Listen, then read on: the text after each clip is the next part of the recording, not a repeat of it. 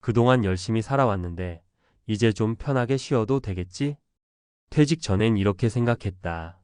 30년 넘게 직장에 다니며 가족을 위해 일했고 연금도 어느 정도 준비했다고 믿었다. 하지만 막상 회사를 나오니 현실은 달랐다. 돈이 생각보다 빠르게 줄어든다. 일 안 하니까 하루하루가 불안하다. 집에만 있자니 몸도 처지고 삶의 의미도 없다. 나뿐만 아니라 퇴직한 많은 사람들이 이런 감정을 겪는다. 처음엔 여유롭다가도 예상보다 빠른 속도로 줄어드는 생활비에 깜짝 놀라고 다시 일을 하려니 갈 곳이 없어 막막해진다. 50대 후반, 60대 초반이면 재취업은 거의 불가능에 가깝다. 그렇다고 배달이나 막노동을 하기엔 몸이 따라주지 않는다. 그래서 나는 내가 할 수 있는 현실적인 기술이 뭐가 있을까 고민했다. 그리고 운 좋게 3개월 만에 배운 기술로 한 달 300을 벌며 안정적인 노후를 만들 수 있었다. 어떤 기술일까? 누구든 3개월 안에 배울 수 있고 초보도 가능하며 몸을 크게 쓰지 않아도 되는 일이라면 은퇴 후 도전해 볼 만하지 않을까? 1. 퇴직 후 3개월 새로운 기술로 내 인생을 바꾼 이야기.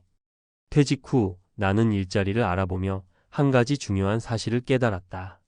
기술이 없는 사람은 갈 곳이 없다. 학벌도 경력도 필요 없는 단순 아르바이트는 많지만 시급이 너무 낮거나 체력 소모가 심했다.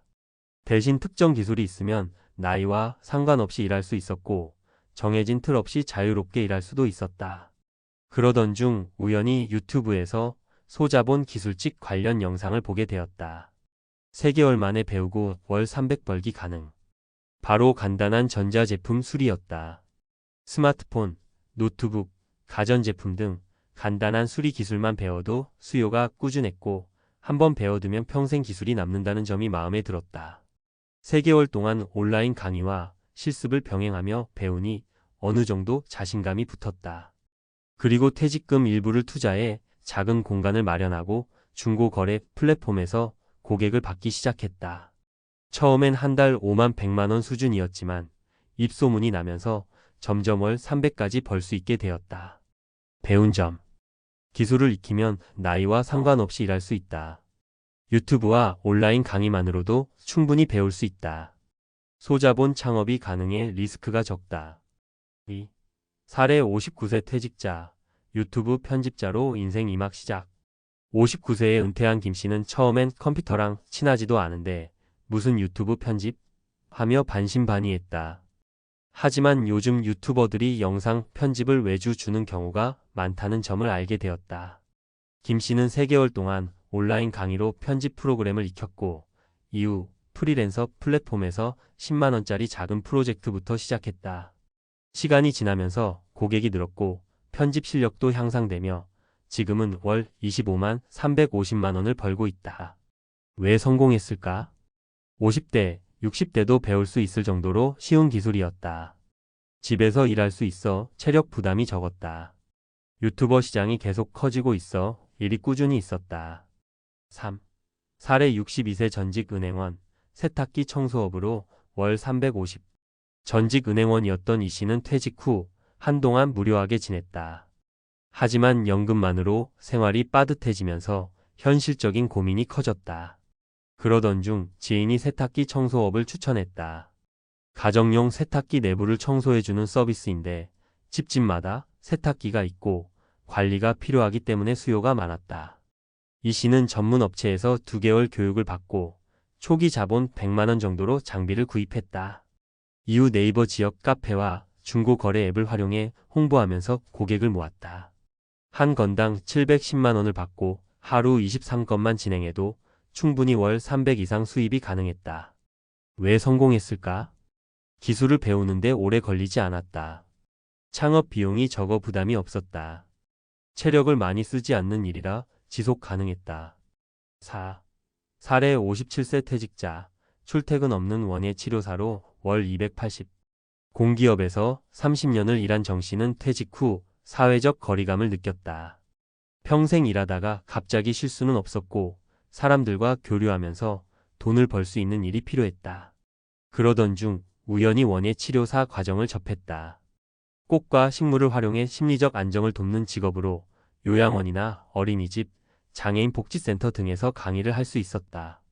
정 씨는 2개월 동안 원예 치료 관련 자격증을 취득하고 지역 문화센터와 복지기관에 연락해 강의 기회를 얻었다. 처음에는 월 10만 150만 원 수준이었지만 기관을 늘려가며 현재는 월 280만 원 정도를 벌고 있다. 왜 성공했을까? 퇴직 전과 비슷한 분위기에서 일할 수 있어 적응이 쉬웠다. 정년 없이 일할 수 있어 안정적이었다. 원예에 관심만 있으면 쉽게 배울 수 있는 일이었다.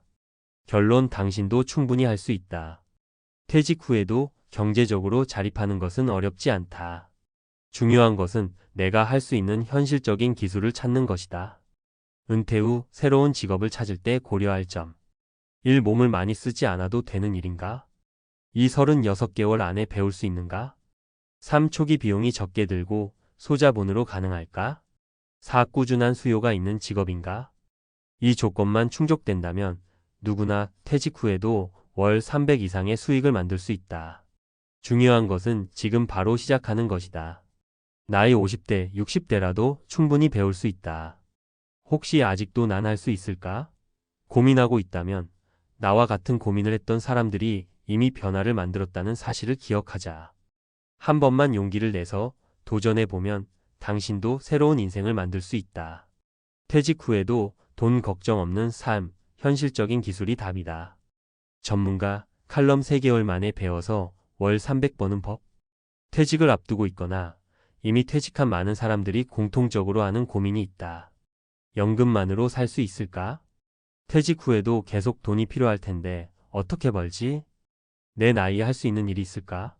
현실은 냉정하다. 연금이 충분한 사람은 극소수고 은퇴 후에도 수입이 있어야 안정적인 노후를 보낼 수 있다. 그런데 막상 일을 찾으려 하면 선택지가 많지 않다. 체력을 많이 써야 하는 일은 어렵고 그렇다고 새로운 직업을 배우기에는 시간이 걸릴 것 같아 고민이 된다. 그렇다면 은퇴 후 짧은 시간 안에 배워서 몸을 많이 쓰지 않고 꾸준히 돈을 벌 수 있는 현실적인 기술은 어떤 것이 있을까? 오늘은 퇴직 후 단기간에 배울 수 있는 기술 직업과 이를 통해 안정적인 노후 수익을 만드는 방법에 대해 이야기해보자. 1. 퇴직 후에도 돈을 벌어야 하는 이유. 많은 사람들이 퇴직 후에는 쉬면서 여유롭게 살고 싶어 한다. 하지만 현실은 다르다. 왜 은퇴 후에도 돈을 벌어야 할까? 연금만으로 부족한 현실 국민연금이나 퇴직연금이 있더라도 생활비를 감당하기엔 부족하다. 평균적으로 한 달 최소 25만 300만 원은 있어야 한다. 예상보다 오래 사는 시대 기대 수명이 85세를 넘어가면서 2030년을 더 살아야 한다. 은퇴 후에도 꾸준한 수입이 없으면 경제적 불안이 커진다. 사회와 단절되지 않는 삶 일을 하면 단순히 돈을 버는 것뿐만 아니라 사회와 연결되어 있고 삶의 활력이 생긴다. 결국 퇴직 후에도 일정한 수입을 만들 수 있어야 경제적, 정신적으로 안정적인 노후를 보낼 수 있다. 2. 퇴직 후 현실적인 기술이 필요한 이유.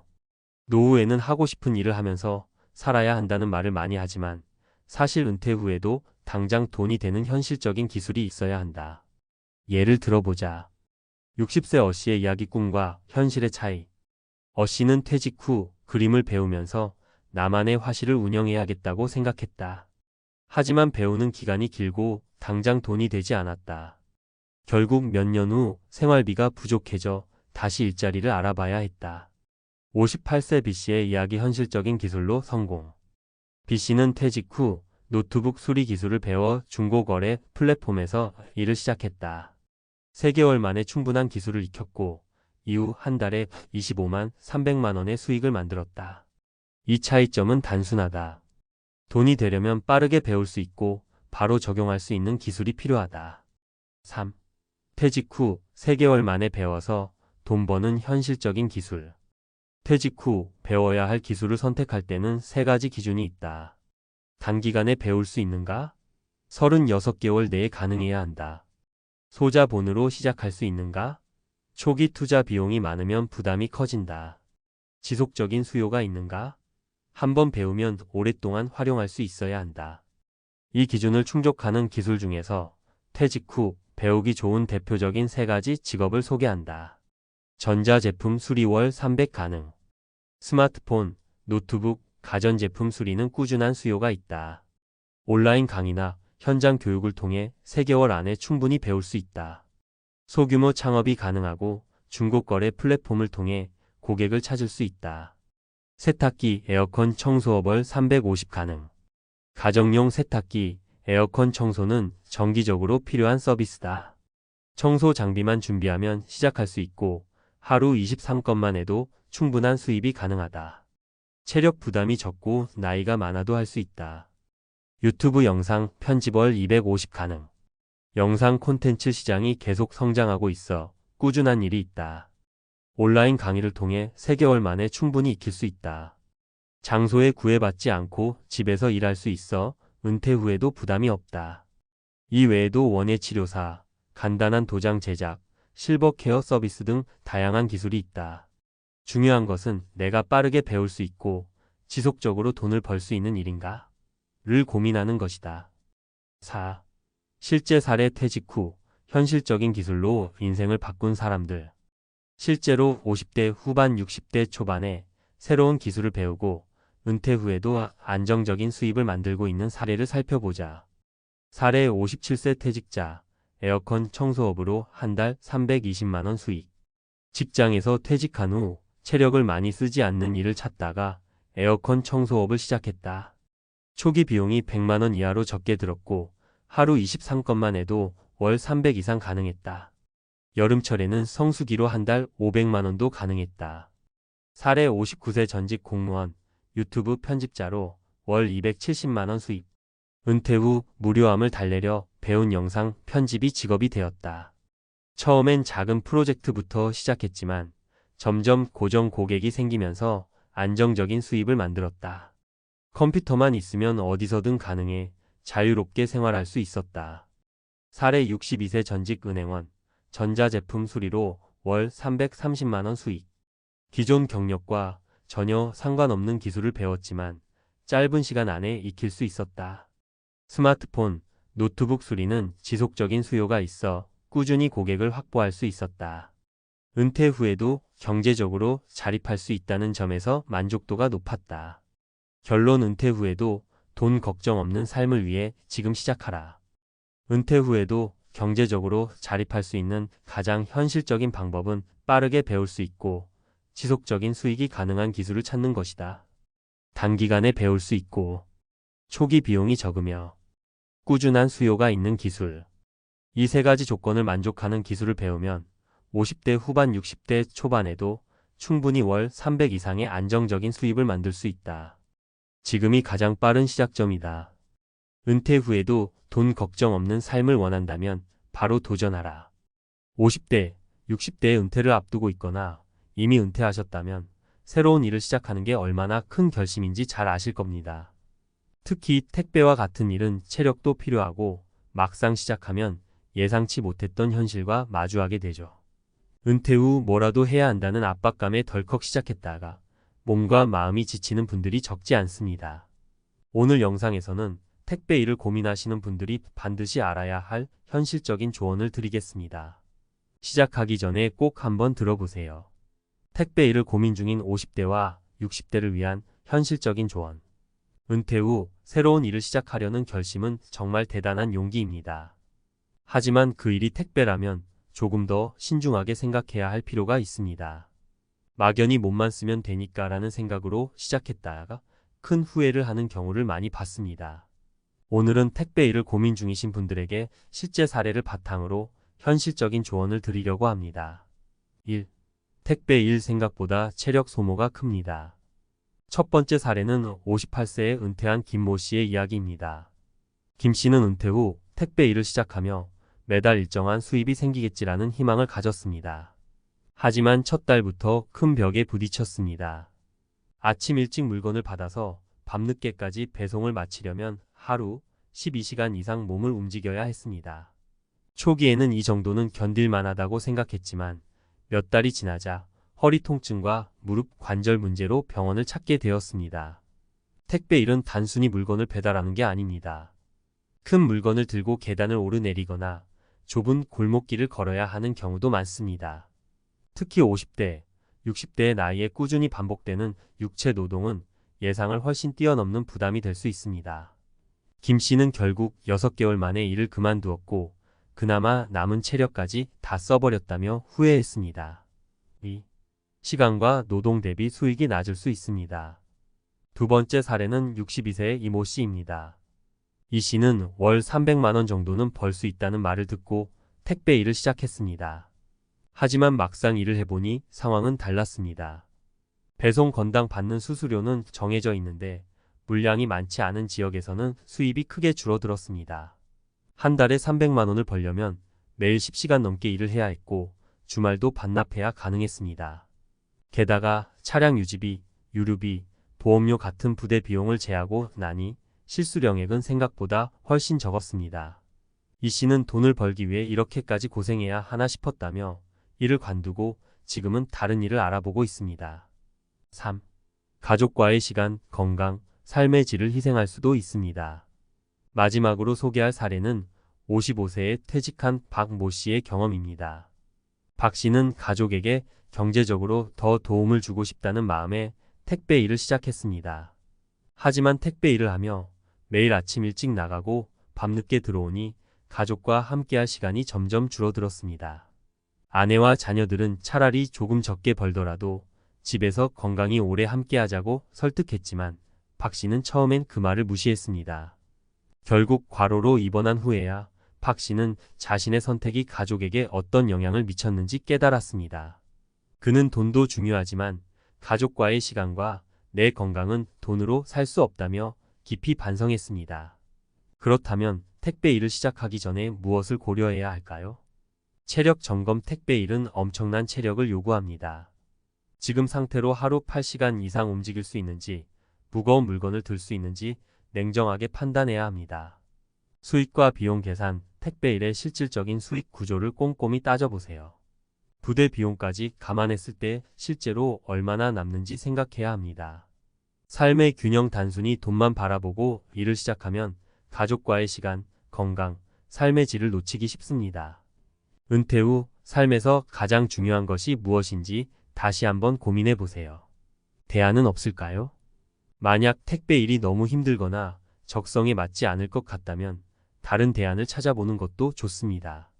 예를 들어 요즘에는 소규모 창업이나 프리랜서 일자리 같은 유연한 근무 환경을 가진 직업들이 늘어나고 있습니다. 아니면 자신이 가진 전문성을 살릴 수 있는 컨설팅이나 교육 일을 찾는 것도 방법입니다. 마무리하며 택배 일이 모든 사람에게 나쁜 선택이라는 것은 아닙니다. 하지만 은퇴 후 몸과 마음의 상태를 고려하지 않고 시작했다가는 오히려 삶의 질을 떨어뜨릴 수 있습니다.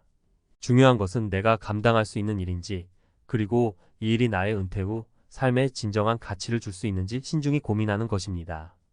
지금 이 글을 읽고 계신 여러분이 은퇴 후 더 건강하고 행복한 삶을 설계하는데 이 글이 조금이라도 도움이 되었기를 바랍니다. 여러분의 선택에 늘 응원하겠습니다. 전문가 칼럼. 은퇴 후 택배 일 꼭 다시 생각해야 하는 이유. 은퇴 후 새로운 일을 시작한다는 것은 대단한 용기입니다. 하지만 그 용기가 올바른 방향으로 사용되지 않으면 오히려 건강과 삶의 질을 잇는 선택이 될 수 있습니다. 특히 요즘 50대, 60대 은퇴자들 사이에서 택배 일이 새로운 수입원으로 주목받고 있지만 시작하기 전에 반드시 현실을 이해하고 준비해야 합니다. 오늘은 은퇴 후 택배 일을 고민하는 분들에게 필요한 심도 깊은 조언을 드리겠습니다. 여기서는 체력, 수익성, 그리고 삶의 균형 측면에서 전문가적인 관점을 제시하며 구체적인 해결책과 대안을 제안합니다. 1. 택배 일이 은퇴자에게 어려운 이유. 1. 체력은 숫자 이상의 문제다. 많은 은퇴자들이 젊은 시절 체력이 좋았던 기억에 의존해 내가 아직 쓸만하다고 판단합니다. 하지만 은퇴 후의 몸은 생각보다 빨리 지칩니다. 택배 일은 단순히 차를 몰고 다니는 게 아니라 무거운 짐을 들고 계단을 오르내리는 작업의 연속입니다. 특히 한겨울이나 한여름에는 날씨가 추가적인 부담으로 작용합니다. 은퇴 후 일을 시작한 56세 이모 씨는 하루 8시간씩 일하니 다리가 퉁퉁 부었다. 젊었을 때야 괜찮겠지만 지금은 무리한 스케줄을 소화하기가 어렵다고 토로했습니다. 이런 체력 소모를 감당하기 위해서는 사전에 충분히 준비된 몸 상태가 필요합니다. 하지만 체력 관리를 간과하고 일을 시작하면 관절 통증, 만성 피로, 그리고 더 심각한 질병으로 이어질 수 있습니다. 이 수익은 예상보다 적고 비용은 생각보다 크다. 택배 일을 시작하기 전 가장 흔히 듣는 말은 한 달에 300만 원 벌 수 있다는 이야기입니다. 물론 물량이 많고 효율적으로 배달할 수 있는 지역에서는 가능한 금액입니다.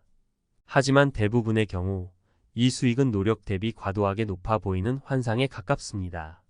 택배 일을 하면서 발생하는 차량 유지비, 유류비, 보험료, 심지어 물품 파손에 대한 배상비까지 포함하면 순수익은 200만 원 아래로 떨어질 수 있습니다. 58세에 택배 일을 시작했던 김모 씨는 열심히 일하면 더 벌 줄 알았는데 계산해보니 시간당 1만 원 정도밖에 안 됐다고 말했습니다. 이런 결과는 큰 실망으로 이어질 수 있습니다. 은퇴 후 택배 일이 경제적 자유를 줄 것이라는 기대를 현실적으로 다시 평가해야 합니다. 삶의 균형이 무너진다. 은퇴 후 가장 중요한 가치는 삶의 균형입니다. 그런데 택배 일은 생각보다 많은 시간을 잡아먹습니다. 아침 일찍 물건을 받고 밤늦게까지 배송을 마쳐야 하는 일정은 자연스럽게 가족과 보내는 시간을 줄이고 개인적인 여유도 사라지게 만듭니다. 63세의 은퇴 후 택배 일을 시작한 박모 씨는 일주일 내내 일하다 보니 아내와 얼굴을 볼 시간이 없었다. 내가 돈을 벌어 가족에게 더 나은 삶을 제공하려 했지만 정작 가족은 나와 함께하는 시간이 줄어 행복하지 않았다고 회상했습니다. 삶의 질을 높이는 일은 돈만으로 이루어지지 않는다는 점을 다시 생각해야 합니다. 2. 택배 일 전에 꼭 고려해야 할 질문. 일 내 체력은 과연 충분한가?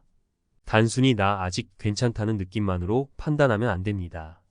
택배 일을 시작하기 전에는 반드시 의사와 상의하여 내 체력 상태를 객관적으로 확인하고 무리 없는 운동 계획을 세워야 합니다. 이 내가 얻을 수익은 어느 정도일까? 실질적인 수익을 정확히 계산해 보세요. 차량 유지비와 유류비를 포함해 순수익을 평가하고 그 수익이 가족과 나의 시간과 건강을 희생할 만큼 가치가 있는지 따져야 합니다. 3이 일이 내 삶에 어떤 영향을 미칠까? 가족과의 시간, 내 건강, 그리고 내가 꿈꾸던 은퇴 후의 삶을 다시 떠올려 보세요.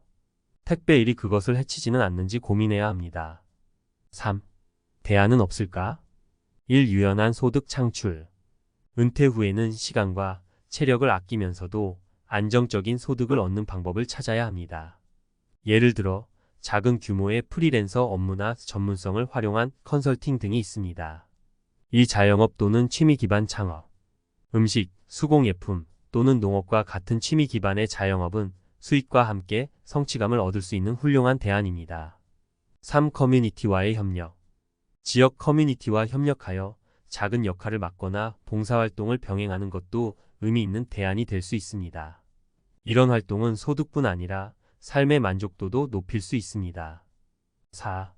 전문가의 조언. 은퇴 후 삶의 가치는 돈만으로 평가할 수 없다. 50대, 60대 은퇴자들에게 가장 중요한 것은 삶의 질입니다. 단순히 돈을 벌기 위해 과도한 노동에 몰두하다 보면 은퇴 후의 행복을 잃어버릴 수 있습니다. 택배 일이 단순히 수익을 얻는 방법이 아니라 나의 삶을 어떻게 변화시킬지 심각하게 고민해야 합니다. 은퇴 후에도 충분히 건강하고 행복하게 살 수 있는 대안은 많습니다. 중요한 것은 균형 잡힌 선택입니다. 지금 이 글이 은퇴 후 택배 일을 고민하는 여러분에게 올바른 결정을 내릴 수 있는 길잡이가 되길 바랍니다. 돈을 벌어야 한다는 강박보다는 삶의 가치를 높이는 방법에 더 집중해 보세요. 여러분의 은퇴 후 삶이 더욱 풍요롭고 행복하길 응원합니다. 내가 이 나이에 이렇게 될 줄 누가 알았겠어. 62세의 김 부장이 한숨을 쉬며 던진 말이에요. 누구보다 성실하게 열심히 살았다고 자부했는데 막상 은퇴하고 나니 손에 쥔 건 시간이 아니라 허무함이더랍니다. 생각보다 많은 분들이 비슷한 얘기를 하세요. 회사 다닐 땐 은퇴만 하면 좀 쉬고 싶다고 벼르는데 막상 퇴직 후엔 삶이 무너지듯 주저앉는 경우가 많죠. 오늘은 정말로 공감을 담아 이야기하고 싶어요. 왜 60대가 은퇴 후 망가질까? 그 배경에는 많은 이유가 있지만 특히 절대 하면 안 되는 4가지 지옥의 선택이 있어요. 이걸 몰라서 무너지는 분들을 너무 많이 봤거든요. 첫 번째 선택은 완전히 쉬어버리기입니다. 은퇴했으니 이제 일에서 해방됐다며 아무 계획 없이 TV를 보거나 늦잠을 자고 사람 만나는 것도 줄이고 몸을 움직이지 않아요. 쉬는 게 무슨 문제냐? 할 수 있어요. 근데 사람 몸과 마음은 멈추면 무너집니다. 근육은 2주만 안 써도 줄어든다고 하고 뇌도 자극이 없으면 활력이 떨어져요. 박 사장님이라는 분이 있어요. 65세에 은퇴하고 이제야 살만 난다며 일체 계획을 접었대요. 6개월쯤 지나자 혈압이 치솟고 당뇨 전 단계 진단을 받고 우울증 약 처방까지 받았다고 해요. 그냥 좀 쉬겠다 했는데 몸이 이렇게 무너질 줄 몰랐어요. 이게 정말 흔한 패턴이에요. 쉬되 활동적인 쉼을 만들어야 해요. 규칙적인 산책, 취미 모임, 봉사활동, 무급이든 유급이든 소일거리. 뭔가를 계속해야 몸도 마음도 산다는 걸 꼭 기억해 주세요. 두 번째 선택은 돈 걱정에서 도망치기예요. 이젠 벌이도 없는데 어떻게 살아야 하지? 하는 불안이 당연히 찾아오는데 많은 분들이 그걸 애써 외면합니다. 은퇴 전에 모아둔 돈이 있다 해도 앞으로 2030년을 쓸 계획을 세우지 않으면 금방 바닥나요. 60대 이 부부가 있어요. 은퇴금 3억이 있으면 넉넉하다고 생각했대요. 여행 좀 다니고 차를 바꾸고 아이들 결혼 자금 조금 보태주니 순식간에 1억이 날아갔어요. 이때부터 서로 원망이 시작되고 결국 생활비가 부족해지자 마트 계산대 아르바이트를 고민하더라고요. 우린 그렇게 안 될 줄 알았어요. 이분들의 문제는 계획 없음이었어요. 정확한 지출 계획, 생활비 조정, 추가 소득 설계, 국민연금이나 퇴직연금 수령 전략까지 숫자를 현실적으로 다뤄야 합니다. 불안하다고 피하면 더 무섭게 돌아오거든요. 세 번째 선택은 관계 단절입니다. 회사 다닐 땐 매일 수십 명과 부딪혔는데 은퇴하고 나면 연락할 사람도 만나러 갈 곳도 없어져요. 귀찮다며 혼자 지내다 보면 외로움이 마음을 갉아먹고 우울증, 음주 문제, 심지어 극단적 선택까지 이어질 수 있어요. 제가 알던 68세 최 과장님, 은퇴 후 고향으로 내려갔는데 사람 없는 게 좋아서라고 했어요. 1년 지나니까 너무 외로워서 술을 매일 드셨대요. 결국 건강이 나빠지고 병원비도 늘어나서 다시 올라와 원룸에서 지내는데 사람이 이렇게 허무해질 수 있냐며 눈시울을 붉히셨어요. 누군가에게 의지하라는 게 아니에요. 동네 주민센터의 동아리, 교회나 사찰 모임, 작은 봉사활동, 오랜 친구와의 통화나 차 한잔. 이런 사소한 연결이 삶을 지켜줍니다. 마지막 네 번째 선택은 새로운 도전을 포기하기예요. 이 나이에 뭘 새로 해야 하는 순간 뇌도 몸도 늙어버립니다. 심리학자들은 나이 들어서도 새로운 걸 배우는 게 해마와 전두엽을 활성화시켜 치매 예방에 좋다고 말하죠. 그런데 현실은 많은 분들이 스마트폰 배우는 것도 포기하고 인터넷 뱅킹도 어렵다고 놔버려요. 하지만 70 넘어서도 유튜브를 시작하는 분들, 서예를 배우는 분들, 평생 못했던 자격증 시험 보는 분들도 있어요. 한 63세 할아버지가 있었어요. 손주가 게임을 가르쳐 주는데 너무 재미있더라고. 머리가 막 굴러가. 그분 표정이 너무 젊었어요. 새로운 걸 배우면 나는 여전히 살아있다는 확신이 들어요. 이게 진짜 큰 힘이 됩니다. 여러분, 저는 은퇴가 인생의 끝이 아니라 또 다른 시작이라고 생각해요. 그런데 그 시작을 무너지게 만드는 게 이 네 가지 선택이에요. 완전히 쉬어버리는 것, 돈 걱정에서 도망치는 것, 관계를 끊는 것, 새로운 걸 포기하는 것. 이 네 가지가 정말로 은퇴 후 인생을 지옥처럼 만들 수 있어요. 그러니 제발 오늘부터라도 생각해보세요. 나는 이 네 가지 중에 어느 것에 빠져 있나? 혹은 부모님이, 친구가, 배우자가 이 함정에 빠져 있지는 않나? 우리에게 아직 시간은 충분해요. 은퇴는 쓸모없음이 아니라 내 시간을 내 뜻대로 쓸 기회입니다. 그 기회를 살리려면 움직이고 계획하고 관계를 만들고 배우고 도전해야 해요. 어제까지는 몰랐다면 오늘부터는 알고 바꿀 수 있잖아요. 이 글을 보신 분들이 그래, 나부터 해보자 하고 한 발 내디디길 진심으로 응원합니다. 앞서 이야기한 왜 60대가 은퇴 후 망가질까? 절대 하면 안 되는 네 가지 지옥의 선택에 이어서 이번에는 조금 더 전문가적인 관점에서 그리고 실제로 활용할 수 있도록 구체적인 팁과 수치, 사례를 담아 풀어드릴게요. 편안하게 읽으시면서도 이건 당장 해봐야겠다 싶은 내용이 있으면 하나라도 꼭 실천해보세요. 많은 분들이 은퇴 후 무너지는 이유는 단순히 일을 안 해서가 아닙니다. 사실은 준비가 안 된 심리 문제입니다. 쉬어도 좋아요. 근데 준비 없이 쉬면 건강이 망가지고 돈이 새고 관계가 사라지죠. 그럼 구체적으로 뭘 어떻게 해야 하느냐? 첫 번째, 완전히 쉬어버리기에 대한 규칙적 운동과 루틴 만들기. 은퇴 후 운동량이 확 줄어요. 대한민국 노인실태조사보건사회연구원에 따르면 65세 이상 남성의 약 45%가 걷기조차 거의 안 한다고 답했습니다. 문제는 이게 근감소증, 낙상, 만성질환으로 이어진다는 거예요. 의사들도 강조해요. 2주간 누워있으면 근육이 20% 가까이 줄어들 수 있다. 은퇴 후에도 출근 루틴이 필요합니다. 출근 대신 매일 일정한 시간에 산책을 나가세요. 하루 30분 정도 빠르게 걷기. 주 3회 가벼운 스트레칭, 맨몸 스쿼트 10회라도. 이렇게만 해도 당뇨병 위험이 2030% 줄고 기분장애 예방 효과가 있습니다. 제가 컨설팅했던 67세 여성분은 매일 아침 공원 돌고 오니까 하루가 달라진다고 하셨어요. 이런 작은 루틴이 몸을 살립니다. 두 번째, 돈 걱정에서 도망치기에 대한 구체적 생활비 시뮬레이션. 나중에 생각하지 뭐. 이게 정말 위험합니다. 실제 사례를 드릴게요. 60대 부부의 평균 월 생활비는 통계청 자료로 보면 대략 250만 원 정도입니다. 하지만 실제로 인터뷰를 해보면 의료비나 자녀 지원금, 갑자기 필요한 경조사비까지 다 포함하면 30만 350만 원까지 올라가는 경우가 많아요. 즉, 단순히 먹고 사는 돈이 아니라 변동비까지 계산해야 해요. 제가 권하는 방식은 이겁니다. 고정비 관리비, 통신비, 식비, 교통비를 먼저 정리. 예상 변동비 의료비, 경조사비를 연간 단위로 나누기. 여기에 월 1020만 원 정도의 여유자금 비상금을 더하기. 예를 들어 고정비 180만 원, 변동비 평균 70만 원, 여유자금 20만 원, 총 270만 원 이상 필요. 이걸 매달 종이에 쓰세요. 이 정도는 필요하다는 감각이 생겨야 합니다. 그리고 국민연금, 퇴직연금, 개인연금, 이자소득, 소일거리 수익까지 다 더해보고 모자라는 구간을 파악하세요. 모자라면 어떻게 메울까를 계획해야 합니다. 월 30만 원 알바? 주 2회 강사활동?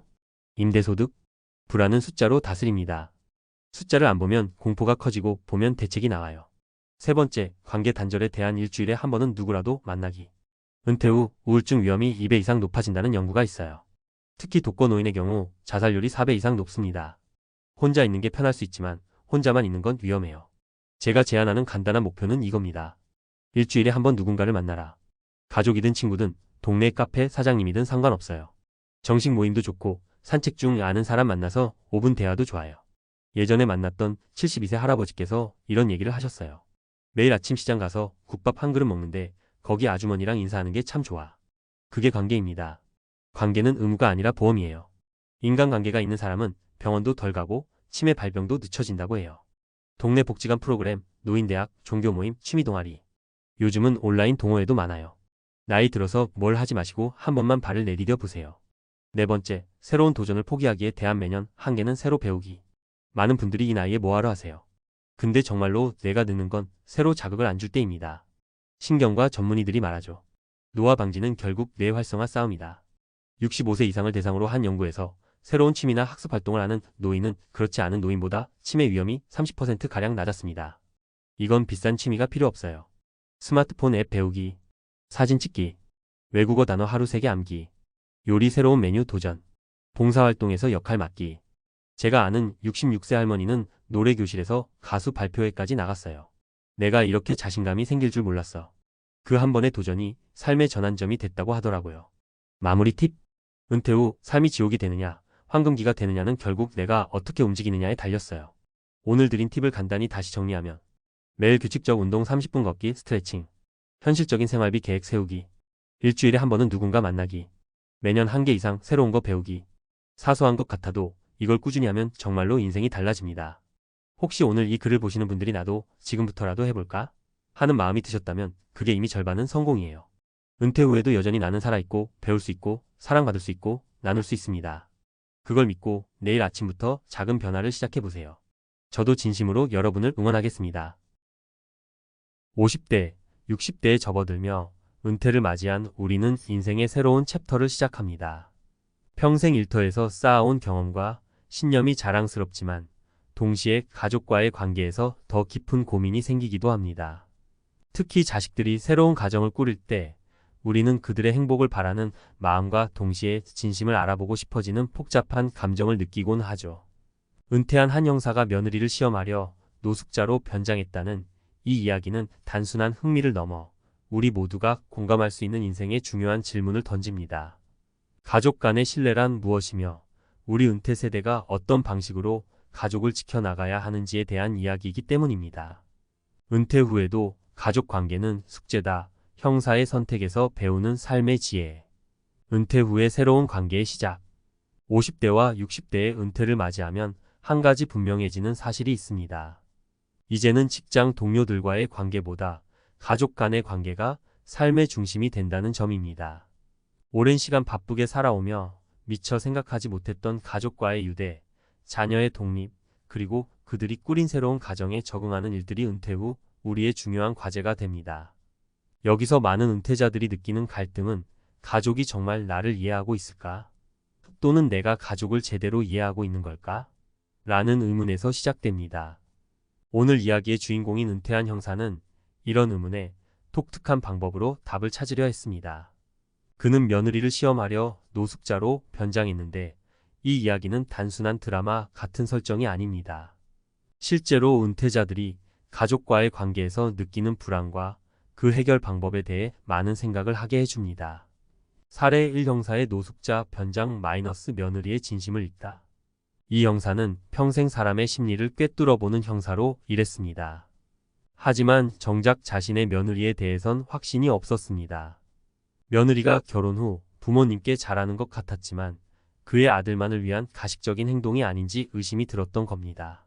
그래서 그는 노숙자로 변장해 며느리를 몰래 관찰하기로 했습니다. 하루는 며느리가 퇴근길에 노숙자인 그를 지나쳤습니다. 하지만 그녀는 몇 발자국을 지나고 멈춰 섰습니다. 돌아와서 그에게 따뜻한 음식을 건네며 이렇게 말했죠.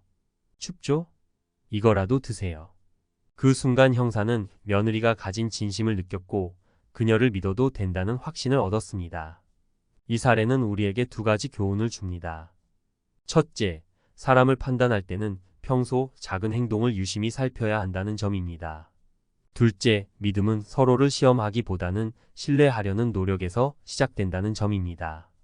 시험 대신 대화를 통해 서로를 더 깊이 이해하려는 시도가 더욱 건강한 관계를 만들 수 있습니다.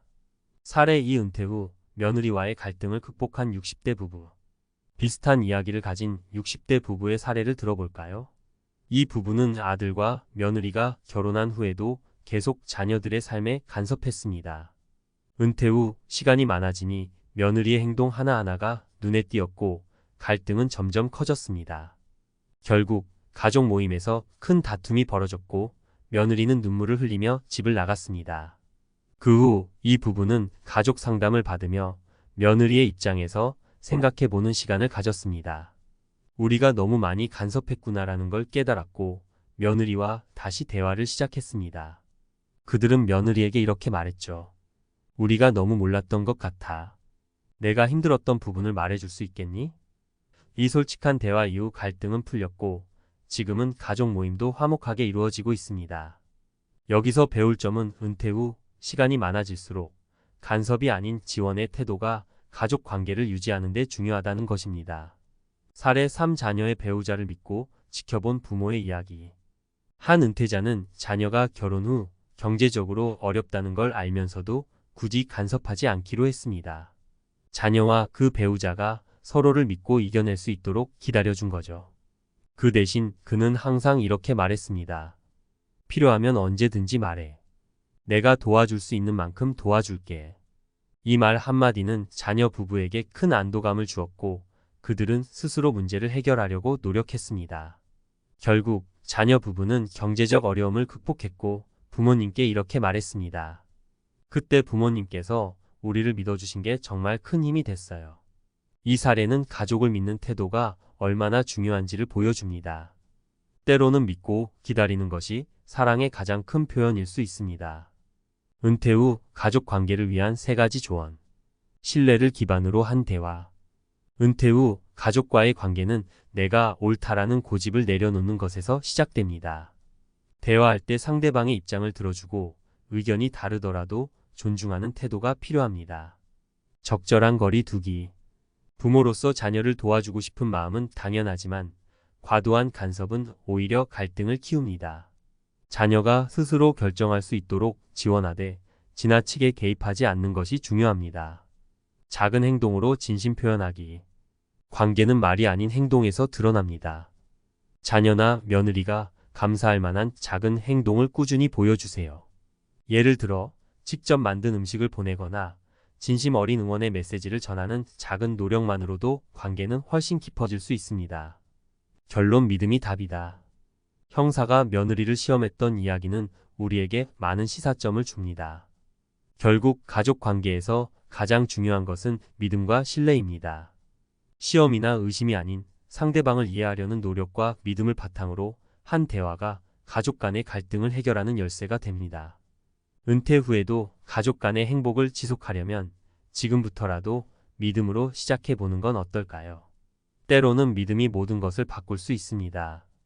가족관계 은퇴 후에도 평생의 숙제. 전문가 칼럼 믿음으로 다져가는 가족의 유대. 은퇴 후의 새로운 과제, 가족과의 관계. 은퇴를 앞둔 50대, 60대라면 누구나 이런 고민을 해본 적 있을 겁니다.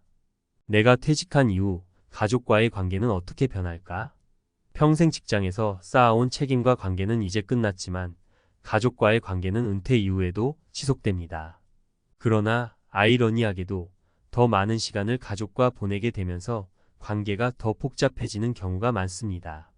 특히 며느리나 사위와 같은 새로운 가족 구성원과의 관계는 은퇴한 세대에게 또 다른 도전 과제로 다가오죠.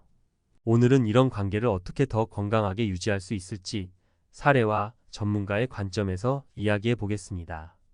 은퇴한 형사의 이야기. 관계의 중심은 신뢰. 최근에 들은 한 이야기가 있습니다. 은퇴한 형사가 며느리를 시험하기 위해 노숙자로 변장했던 일입니다.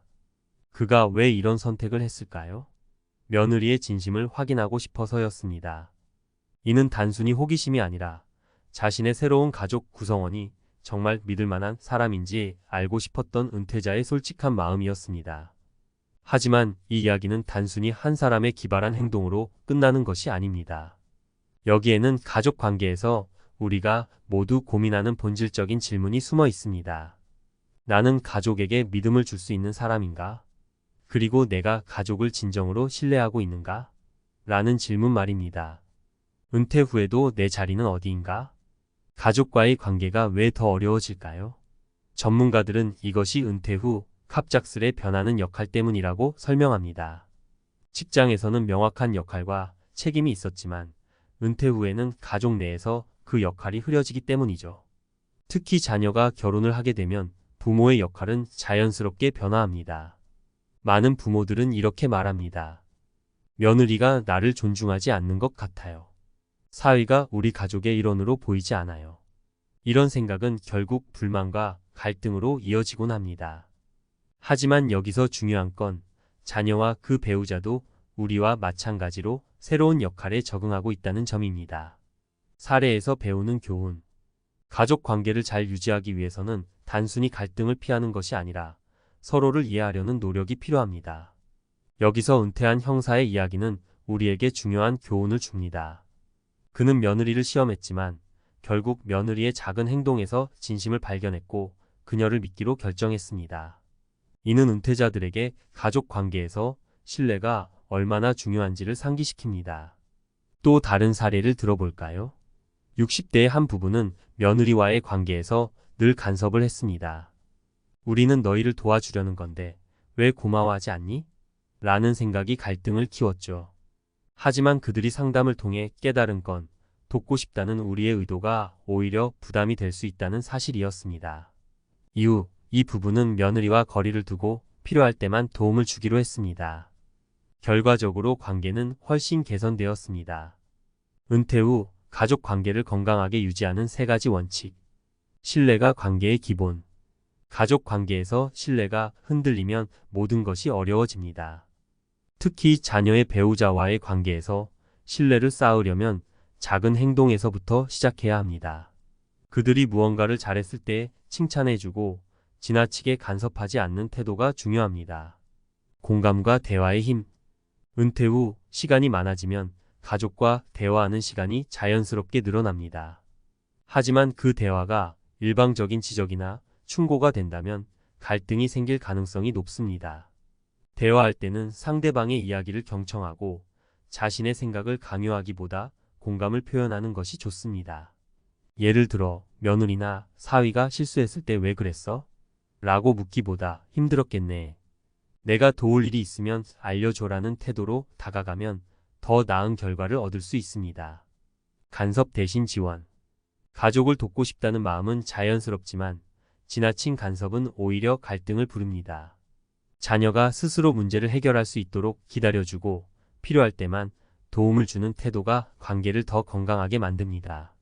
예를 들어 은퇴 후 경제적으로 어려운 자녀를 돕고 싶다면 그들의 재정 상황을 직접 관리하려 하기보다는 필요한 부분에서만 지원하며 그들이 자립할 수 있도록 격려하는 것이 중요합니다. 전문가의 조언. 관계는 작은 행동에서 시작됩니다. 은퇴 후의 삶에서 가장 큰 행복은 가족과의 관계에서 비롯됩니다. 하지만 그 관계를 건강하게 유지하려면 신뢰와 공감, 그리고 적절한 거리 두기가 필요합니다. 은퇴한 형사의 이야기는 결국 가족 관계를 지키기 위한 하나의 노력으로 볼 수 있습니다. 가족과의 관계가 어렵다고 느껴질 때 시험하거나 의심하기보다 믿음으로 다가가 보세요. 믿음은 갈등을 화해로, 불안을 안도감으로 바꿀 수 있는 가장 강력한 도구입니다. 결론: 은퇴 후에도 관계는 성장한다. 50대와 60대의 은퇴를 맞이하며 우리는 또 한 번 성장의 기회를 맞이합니다. 가족 관계 역시 마찬가지입니다. 자녀와 그들의 배우자, 그리고 우리 자신도 새로운 역할에 적응하며 관계를 성장시켜야 합니다. 여러분도 은퇴 후 가족과의 관계에서 갈등을 느낀다면 오늘부터라도 믿음과 대화를 시작해 보세요. 가족의 사랑은 가장 강력한 은퇴 후 자산임을 잊지 마시길 바랍니다.